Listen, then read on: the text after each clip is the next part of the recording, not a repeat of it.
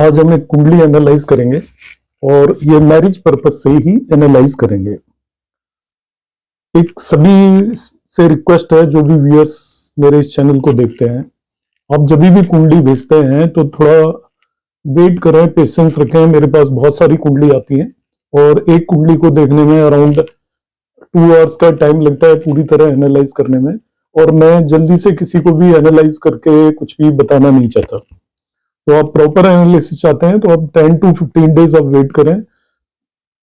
बहुत ज्यादा कुंडली आ रही है और मेरे पास मेन काम मेरा एजुकेशन का है, तो मुझे कम टाइम मिलता है, इसलिए प्लीज वेट करें और मैं अपना आपको रिप्लाई दूंगा।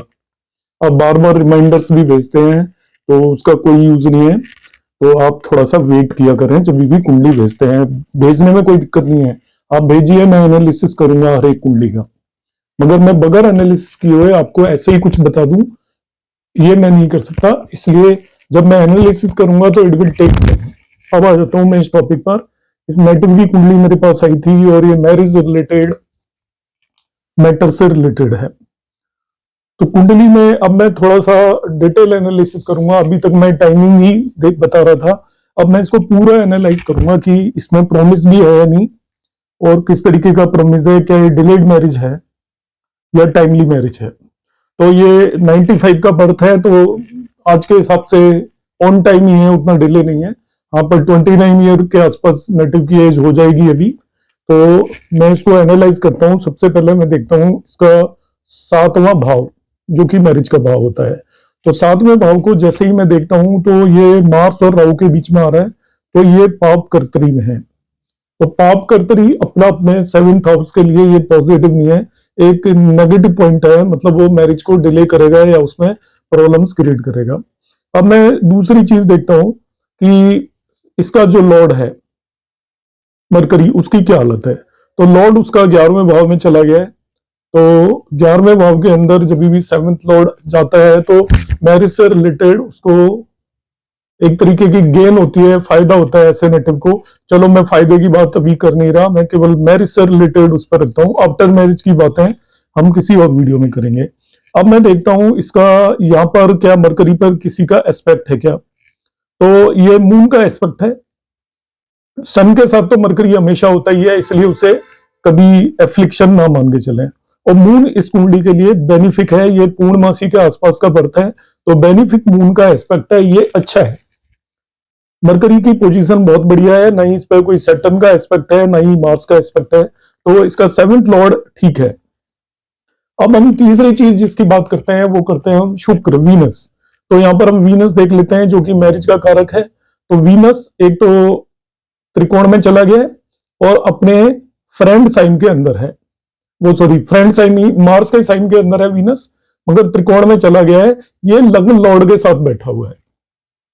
जुपिटर इसका लग्न लॉर्ड है, उसके साथ शुक्र बैठा हुआ है, और मार्स शुक्र का एनिमी नहीं होता, न्यूट्रल साइन है। तो ये इसकी हम प्लेसमेंट बहुत अच्छा मानेंगे। एक शुभ ग्रह के साथ कंजंक्शन में बैठा हुआ है, लग्न लॉर्ड के साथ भी बैठा हुआ है, और ये ट्राइन 9वें भाव में बैठा हुआ है, जो कि कुंडली का सबसे स्ट्रॉन्ग भाव माना जाता है। तो वीनस की स्थिति भी बहुत अच्छी है, इसमें खराब नहीं है, पॉजिटिव पॉइंट है। मैं प्रॉमिस देख रहा हूं। अब मैं वीनस से 7वां भाव देखूंगा, तो ये वीनस से 7वां भाव है। तो 7वें भाव पर हम देखते हैं कि किसी का भी कोई एफ्लिक्शन नहीं है, ना ही मार्स देख रहा है, ना ही सैटर्न देख रहा है, ना ही राहु केतु है, बल्कि उसको जुपिटर एस्पेक्ट कर रहा है, तो जुपिटर इसको स्ट्रॉन्ग बना देता है। तो वीनस से 7वां भाव भी अच्छा है। तो D1 चार्ट में सभी पॉइंट पॉजिटिव है, केवल 7th हाउस के अलावा। मगर वीनस को यहां पर हम देखते हैं तो उसको सैटर्न एस्पेक्ट कर रहा है, शनि यहां से देख रहा है और मार्स यहां से देख रहा है। वो इसमें एक प्रॉब्लम क्रिएट करेगा, डिले करेगा मैरिज में। तो डिलेड मैरिज है तो उसके रीजन देख रहे हैं। देखिए, वीनस को यहां से 10वीं दृष्टि से शनि देख रहा है और 4थी दृष्टि से मार्स देख रहा है रेट्रोग्रेड होकर, और वो 6th हाउस से इसे देख रहा है। तो कुछ ना कुछ प्रॉब्लम करेगा। ये यहाँ पर 12th लॉर्ड है, वो 12th हाउस से इसे देख रहा है, तो मैरिज को डिले करने की कोशिश करेगा। मगर इसमें मार्स उतना खराब नहीं करेगा, क्योंकि मार्स इस साइन का लॉर्ड है। जब भी किसी भी भाव को उसका लॉर्ड देखता है तो वो भाव स्ट्रॉन्ग हो जाता है। 12वां भाव भी स्ट्रॉन्ग है नेटिव का, 6 भाव भी स्ट्रॉन्ग है, तो कंपटीशन वगैरह में निकल सकते हैं इस तरीके का। इनका फिफ्थ लॉर्ड मून है और वो फिफ्थ हाउस में ही बैठा है, वो एक्चुअली लव और अफेक्शन का कारक होता है। ये लव और अफेक्शन का हाउस है और इसका लॉर्ड इसी के अंदर बैठा हुआ है। एक और खास बात, इनका सेवेंथ लॉर्ड और फिफ्थ लॉर्ड दोनों एक दूसरे को एस्पेक्ट कर रहे हैं। सेवेंथ लॉर्ड और फिफ्थ लॉर्ड एक दूसरे को एस्पेक्ट करते हैं, तो ऐसे केसेस में लव या चॉइस की मैरिज होने के काफी ज्यादा चांसेस होते हैं और बहुत ही स्ट्रॉन्ग कॉम्बिनेशन है ये। और फर्दर एक चीज और है इस कुंडली के अंदर, मार्स में वीनस को एस्पेक्ट कर रहा है, तो मार्स और वीनस का जो कॉम्बिनेशन है वो भी लव मैरिज को इंडिकेट करता है। तो इस नेटिव की मैरिज अपनी चॉइस से या किसी मिलने वाले से हो सकती है। और एक चीज बताता हूं मैं इसमें इसका 10th लॉर्ड 9th में आकर बैठ गया है, वो भी वीनस के साथ बैठा है।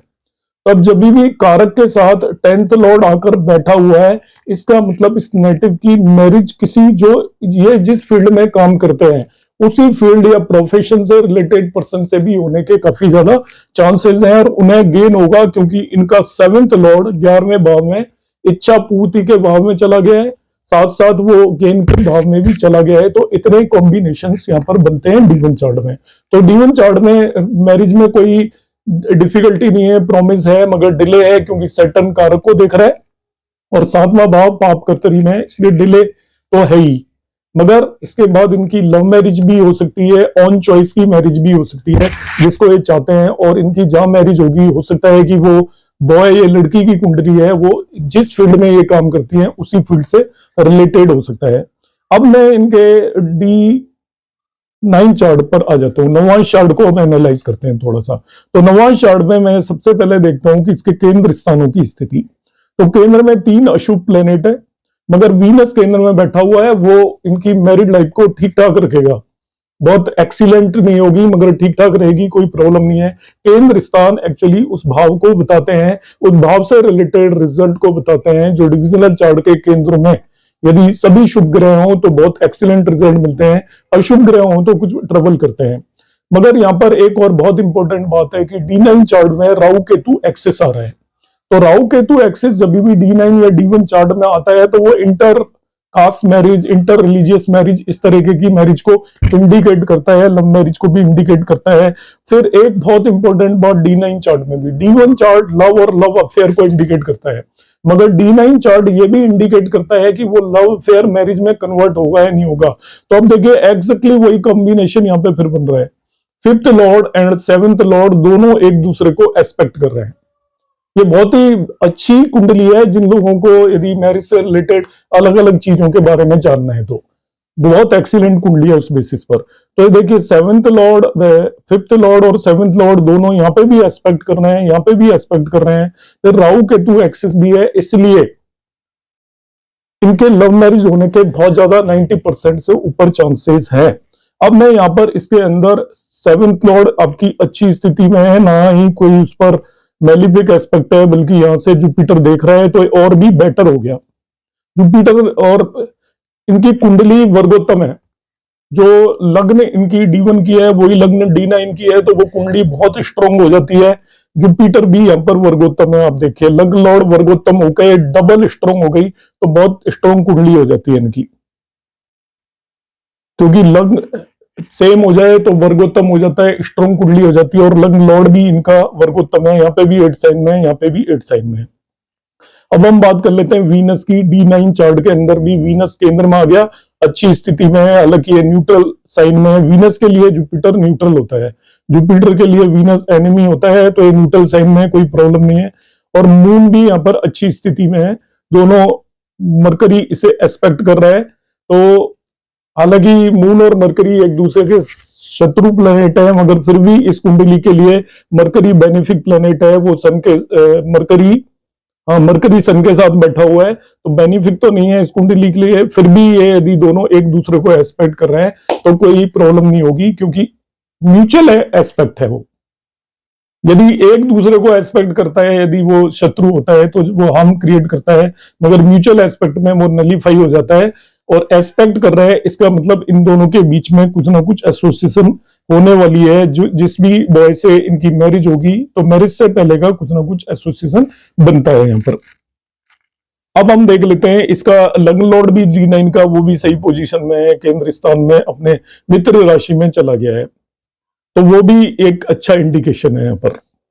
ओनली यहाँ पे फिर एक नेगेटिव पॉइंट है कि जो इसका 7th Lord as well as इसका 7th लॉर्ड मरकरी केंद्र स्थानों में है, वो अच्छी बात है, मगर वो एनिमी साइन के अंदर है, क्योंकि मरकरी का एनिमी होता है मून, तो मून के साइन में मरकरी चला गया, ये एक छोटा सा नेगेटिव पॉइंट है। तो जो जिससे भी इनका अटैचमेंट होगा या वो होगा, तो उसमें मैरिज में थोड़ी ट्रबल होंगी, बिल्कुल आसानी से मैरिज होगी नहीं, थोड़ी सी प्रॉब्लम आएंगी, क्योंकि मरकरी इनका 7th लॉर्ड है तो मून के ही साइन में, मगर वहां पर, और वो दोनों एक दूसरे को देख रहे हैं, मगर मून इसका थोड़ा एनिमी होता है, तो मैरिज में थोड़ी ट्रबल होंगी और ये भी डिले क्रिएट करेगा। अब हम देखते हैं सैटर्न का कोई एस्पेक्ट है क्या। सैटर्न का इसके कोई 7वें भाव पर भी एस्पेक्ट नहीं है, इसके 7th लॉर्ड को भी एस्पेक्ट नहीं कर रहा है, सैटर्न इसके वीनस को भी एस्पेक्ट नहीं कर रहा है, मगर सैटर्न D9 चार्ट के लग्न लॉर्ड को एस्पेक्ट कर रहा है 10वीं दृष्टि से, तो ये फिर थोड़े से डिले को इंडिकेट करता है। इसीलिए इसी तरीके से 7वें भाव को मार्स एस्पेक्ट कर रहा है, तो वो डिले को इंडिकेट करता है। तो इस कुंडली में सारा कुछ अच्छा होते हुए भी डिले इज देयर, तो मैंने इसका टोटल आपको एनालिसिस कर दिया क्यों डिले है। अब जो मेरा मेन ऑब्जेक्ट है कि मैं इस कुंडली में इस नेटिव का मैरिज टाइम प्रेडिक्ट करूं, तो अभी मैं इसकी विंशोत्तरी दशा है, देखिए मैंने वीनस राहु की दशा है, तो राहु का यहाँ तो कोई लिंक नहीं है, घर वीनस का, वीनस और राहु की दशा में तो मैरिज हो ही सकती है हमेशा, मगर ये ऑलरेडी मैं बता चुका हूं कि वीनस और राहु दोनों अपनी दशाओं में मैरिज करा ही सकते हैं। 7th लॉर्ड और वीनस की दशा में हो सकती है मैरिज, राहु को ब्याहु बोलते हैं, राहु की दशा और अंतर दशा में मैरिज ऐसा मान लेते हैं हम लोग एस्ट्रोलॉजर्स, क्योंकि राहु के बारे में ज्यादा पता नहीं है, ना ही उसकी कोई राशियां हैं, तो राहु की दशा अंतर दशा में कभी भी मैरिज हो सकती है, उसको डिनाई नहीं कर सकते। फिर राहु इसका D9 में लग्न में है, तो ये मैरिज की पॉसिबिलिटी है। मगर यहाँ पर जब मैं और पैरामीटर्स देखता हूं कि अभी ये 4/6/2024 तक, तो जब हम इसका ट्रांजिट की पोजीशन देखते हैं 4/6/2024 तक, तो ट्रांजिट में हम देखते हैं कि अभी ये जुपिटर ट्रांजिट कर रहा है यहां पर, और सैटर्न ट्रांजिट कर रहा है यहां पर। तो सैटर्न क्या इन्फ्लुएंस कर रहा है क्या 7वें भाव को, 7th लॉर्ड को, तो यहां से सैटर्न ना ही तो 7वें भाव को इन्फ्लुएंस कर रहा है, ना ही 7th लॉर्ड को ये इन्फ्लुएंस कर रहा है, तो इन्फ्लुएंस करता हुआ नजर नहीं आ रहा सैटर्न। डबल ट्रांजिट वाली कंडीशन सेटिस्फाई नहीं हो रही। फिर अब मैं केवल सैटर्न को लगा रहा हूं, अभी जुपिटर को मैं बाद में लगाऊंगा। तो सैटर्न इसको ना ही तो 7th हाउस को यहाँ से ट्रांजिट में इसी जगह पे है सैटर्न करंटली, तो वो ना ही तो 7th हाउस को इन्फ्लुएंस कर रहा है, ना ही ये 7th लॉर्ड को कर रहा है, तो सैटर्न की ट्रांजिट की कंडीशन सेटिस्फाई नहीं हो रही है। फिर ये विवाह सायम यहाँ पर है, तो जुपिटर इस जगह पे आके है, जुपिटर भी 7th हाउस को इन्फ्लुएंस नहीं कर रहा, ऑल्दो 7th लॉर्ड को भी इन्फ्लुएंस नहीं कर रहा इस जगह से। 12, 11, 10 ये हो गया आपका 9, तो ये इन्फ्लुएंस नहीं कर रहा है, तो डबल ट्रांजिट की कंडीशन थोड़ा लगती हुई नजर मुझे आ नहीं रही है।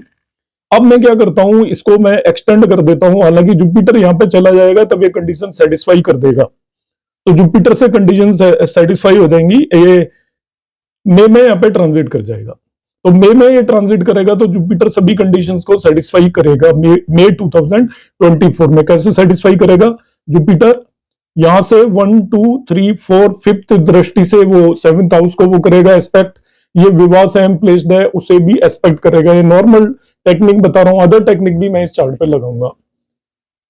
तो जब 2 साइन में जुपिटर जाता है तो ज्यादा अच्छा कॉम्बिनेशन बनता है, 1 साइन में बनता ही नहीं, और 1 साइन में जब जुपिटर है और सैटर्न जब 11 साइन में है, तो वो सैटर्न भी डबल ट्रांजिट की कंडीशन को सेटिस्फाई नहीं कर रहा।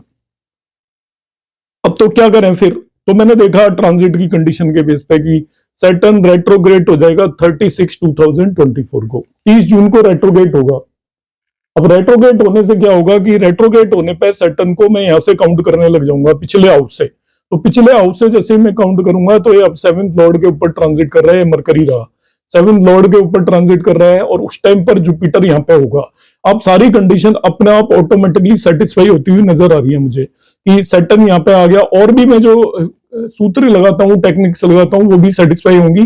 तो यहाँ पे मैं अब बाकी इस टाइम नहीं सेटिस्फाई हो रही, वो मैं बता नहीं रहा हूं, मगर जब ये जून में सैटर्न रेट्रोगेट होगा तो और बहुत सारी कंडीशंस मैरिज की सेटिस्फाई होंगी, तो वही मुझे बेटर टाइम लग रहा है। करंटली कंडीशन सेटिस्फाई नहीं हो रही हैं, तो इस तरीके से मैंने इसको एनालाइज किया है। एक्चुअली घंटों इसमें लगते हैं सारी चीजों को देखने में, मैं आपके सामने वो प्रेजेंट कर रहा हूं जो अब होती हुई मुझे नजर आ रही है फाइनली एनालाइज करने के बाद। तो सैटर्न इस हाउस में होगा उस टाइम, यहां से भी देख सकते हैं, यहां से भी देख सकते हैं, रेट्रोगेट ट्रांजिट की पोजीशन पिछले हाउस से भी देख सकते हैं। तो सैटर्न यहां से देखूंगा तो मैं ये 7th लॉर्ड के ऊपर ट्रांजिट कर रहा है। जुपिटर यहां से आएगा तो 1 2 3 4 5 विवाह सेम की कंडीशन भी सेटिस्फाई हो रही है, और ये 7th हाउस से भी कर रहा है, और ये 7th लॉर्ड पे भी करेगा, तो 7th लॉर्ड पे डबल ट्रांजिट की कंडीशन सेटिस्फाई हो जाती है। मगर तब तक दशा बदल जाएगी। 4/6/2024 को दशा बदल गई है और ये वीनस जुपिटर की होगी। अब देखते हैं जुपिटर कुछ करता है क्या, जुपिटर क्या जस्टिफिकेशन मिलता है क्या। तो पहली बात तो देखिए, इस कुंडली के अंदर जुपिटर और वीनस दोनों कंजक्टेड हैं, और ये मैं ऑलरेडी बता चुका हूं कि लग्न लॉर्ड की दशा में सभी काम हो सकते हैं किसी भी नेटिव से रिलेटेड, तो आप इस चीज को दिमाग से बिल्कुल भी ना निकालें। तो D1 चार्ट का ये लग्न लॉर्ड है, और वीनस तो शादी का कारक है ही, तो इन दोनों की दशाओं में मैरिज हो ही सकती है। तो D9 चार्ट पे भी जरा देखते हैं, क्योंकि जब तक D9 चार्ट में कंफर्म ना हो तो थोड़ा वो होगा। अंतरदशा लॉर्ड का actually 7th house, 5th house, 9th house और लग्न से जरूर कुछ ना कुछ लिंक होना चाहिए। तो हम देखेंगे अंतरदशा लॉर्ड यहाँ पे जुपिटर है, तो जुपिटर का तो डबल लिंक हो रहा है, 7th हाउस से भी हो रहा है। ये 7th हाउस है, इसका लॉर्ड मरकरी है, उसको जुपिटर एस्पेक्ट कर रहा है 9th एस्पेक्ट से। फिर ये 7th हाउस में खुद बैठा हुआ है, और D9 चार्ट का भी ये लग्न लॉर्ड है, D9 चार्ट के 7th हाउस को भी ये देख रहा है, तो जुपिटर की अंतरदशा में इजीली मैरिज हो सकती है। तो यहां पर ये अंतरदशा राहु के कंपैरिजन में मुझे ज्यादा कॉन्फिडेंस दे रही है कि जुपिटर कई सारे कॉम्बिनेशंस बना रही है। D1 चार्ट में भी जस्टिफिकेशन बन रहा है, D9 चार्ट में भी जस्टिफिकेशन बन रहा है, क्योंकि ये इसका लग्न लॉर्ड है, इसका भी लग्न लॉर्ड है। फर्दर ये यहाँ पे 9th हाउस में है, और ये 7th लॉर्ड को एस्पेक्ट कर रहा है, 7th इस लॉर्ड को यहाँ पर एस्पेक्ट कर रहा है। यहाँ पे वो कारक के साथ कंजक्टेड है, 9th हाउस में है, तो 9th हाउस भी एक्चुअली अफेक्शन, अफेयर या इंटीमेसी को इंडिकेट करता है।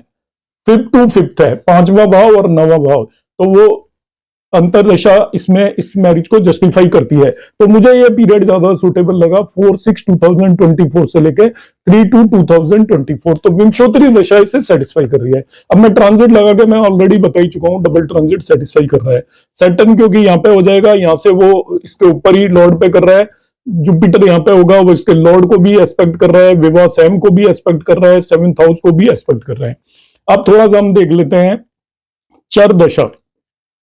तो चर दशा जेमिनी दशा है, तो उस टाइम जो चर दशा निकल के आ रही है वो कैंसर लिब्रा आ रही है। तो कैंसर लिब्रा को हम देखते हैं ध्यान से, तो ये कैंसर साइन रहा। तो कैंसर साइन आप देखिए दारा कारक से 7वां भाव है, तो दारा कारक से 7वें भाव में मैरिज हो सकती है किसी भी नेटिव की। ये दारा कारक है सन, और दारा कारक मैरिज का कारक होता है, उसके 7वें भाव की दशा है। अब अंतरदशा देखते हैं लिब्रा, इसका कुछ रोल बनता है कि लिब्रा है अंतरदशा। ये दारा कारक नवांश और उपपद दोनों को एस्पेक्ट कर रहा है।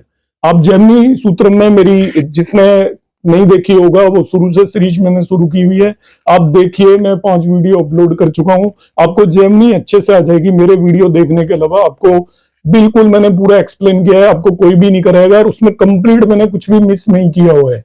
आपको पता लगेगी, कोई बुक पढ़नी पड़ेगी, कुछ नहीं पढ़ना पड़ेगा, आप मेरे वीडियोस देखिए। इसके अलावा कहीं से आपको कुछ करने की जरूरत नहीं है, आप जेमिनी में कंप्लीट पैकेज है वो। तो यहां से ये इसको एस्पेक्ट कर रहा है, तो ये दोनों दशा और अंतरदशा जेमिनी के हिसाब से भी मैरिज को जस्टिफाई कर रही है उस टाइम पर। अब योगनी में आ जाते हैं, तो योगनी में उस टाइम मंगला की दशा चल रही थी। मंगला एक्चुअली मून होता है, और मून की जो योगनी में दशा 1 साल की होती है, उसके अंदर जो अंतरदशा है 1-1, 2-2 महीने की आती है। तो मेन रोल दशा का ही होता है, अंतरदशा का नहीं होता मंगला में। तो मंगला को मैं देखता हूं जरा ध्यान से कि मून का कुछ रोल आ रहा है क्या। तो यहाँ पर देखता हूं कि दोनों जगह पे मून का रोल आता नजर आ रहा है। यहाँ पे मून को 7th लॉर्ड एस्पेक्ट कर रहा है, और 7th लॉर्ड को मून एस्पेक्ट कर रहा है इस कुंडली के अंदर। और इस कुंडली में चला जाता हूँ कि वो का वही कॉम्बिनेशन है, 7th लॉर्ड और मून के बीच में एक्सचेंज है। अब मैं आपको एक सूत्र बता देता हूँ, ये एस्ट्रोलॉजी का जो प्रेडिक्शन में लोग मुझसे पूछते रहते हैं, जनरली जब भी 2 प्लैनेट्स के बीच में एक्सचेंज होता है तो दोनों एक दूसरे की दशाओं में एक दूसरे के फल देते हैं। मून और मरकरी में एक्सचेंज है, तो मून की दशा में मरकरी के फल मिल जाएंगे और मरकरी की दशा में मून के फल मिल जाएंगे। उसके खुद के भी फल मिल सकते हैं, मगर वो एक दूसरे के फल दे देते हैं, इसलिए बिल्कुल स्ट्रॉन्ग कॉम्बिनेशन है। मून मरकरी का इंटरचेंज है, एक्सचेंज है, इसलिए मून की दशा में मरकरी के फल आपको मिलेंगे। ये एक ज्योतिष सूत्र है जो आप नोट करके रख सकते हो। लोग एक्सचेंज को देखते नहीं है, एक्सचेंज बहुत ज्यादा इंपॉर्टेंट होता है। यहाँ पर मैंने विवाह सहम की कैलकुलेशन करके बताई हुई है। कई मेरे पास क्वेश्चंस आते थे कि विवाह सहम कैसे निकालते हैं, तो वो मैं आप पे बता देता हूँ। मैंने आपको इवेंट जस्टिफाई ऑलरेडी कर दिया है। नेटिव की मैरिज हो जाएगी, कब हो जाएगी, तो इनकी मदर्स वरिड है, तो मैं उन्हें बता देता हूँ कि इनकी मैरिज होने के चांसेस 4/6/2024 के बाद कभी भी हो सकती है। काफी स्ट्रॉन्ग चांसेस हैं जुलाई में मैरिज हो जाए, और हो जाए तो वो मुझे बताएंगे, क्योंकि मैं आपके सामने ब्लैंक प्रेडिक्शन दे रहा हूँ बगैर कोई खास बैकग्राउंड जाने हुए, और आपको ये यहाँ पर मैं एनालाइज करके दे रहा हूँ कुंडलियां। और ईश्वर की दया से मैं काफी ज्यादा सही भी होती हैं, और हो सकता है कोई सही ना भी हो तो वो भी मुझे बताएं, जिससे कि मैं और आप लोगों सब मिलकर इसे सीख पाए। तो देखते हैं विवाह सहम कैसे निकालते हैं, यहाँ पे मैं बता देता हूँ। तो हमें 7th लॉर्ड का लॉन्गिट्यूड लेना है, जिसे हिंदी में भोगांश बोलते हैं, और लग्न लॉर्ड का लॉन्गिट्यूड लेना है। यहाँ पे लग्न लॉर्ड है जुपिटर, तो उसका लॉन्गिट्यूड मैंने नोट कर दिया है। 7th लॉर्ड है मरकरी, उसका लॉन्गिट्यूड नोट कर दिया है। इन दोनों को ऐड कर लें। ऐड करने में मिनट्स को मैंने ऐड किया है, यदि 60 से ज्यादा आती है तो बाकी को यहाँ रख लेंगे, रिमेनिंग को इधर 1 कैरी ले जाएंगे। ये डिग्रीज को किया, यहाँ पे 36 आई, तो उसमें से 6 रखेंगे। 30 डिग्री का एक साइन होता है, तो यहाँ पे ऐड कर दिया, उस साइन को इधर ले गए कैरी। 9 7 16 117 साइन हो गया। अब 12 से ऊपर तो साइन होते नहीं है, इसमें से 12 सब्ट्रैक्ट कर देंगे यदि 12 से ज्यादा आ जाता है तो ये बच्चा 12 सब्ट्रैक्ट करने पर 5 साइन 6 डिग्री 46 मिनट, मतलब ये 5 साइन क्रॉस हो चुका है। इसको हम बोलते हैं छठी राशि होगी वर्गो। तो विवाह सहम मैंने यहाँ पे कैलकुलेट किया हुआ है। तो ये आपके सामने एनालिसिस प्रेजेंटेड था। आप लोग यदि मेरे वीडियोस पसंद कर रहे हो, आपको एनालिसिस पसंद आ रहा है, तो आप लोग जरूर कमेंट्स करें। कमेंट्स का इंतजार रहता है, उससे मुझे आइडिया रहता है कि मैं जो भी कुछ कर रहा हूं अपनी तरफ से वो आप लोगों तक पहुंच रहा है, पूरी तरह से पहुंच पा रहा है या नहीं पहुंच पा रहा, आप उसको समझ भी पा रहे हैं, या मेरा जो भी एफर्ट है वो बेकार ही जा रहा है। क्योंकि एफर्ट केवल एस्ट्रोलॉजी को प्रमोट करने के लिए है, इसमें मेरा कोई भी सेल्फ इंटरेस्ट नहीं है। आप लोगों की ही कुंडलियां हैं, जो भी आप लोग भेजते हो या आपके मिलने वाले भेजते हैं, उन्हीं को मैं एनालाइज करता हूं आपके सामने।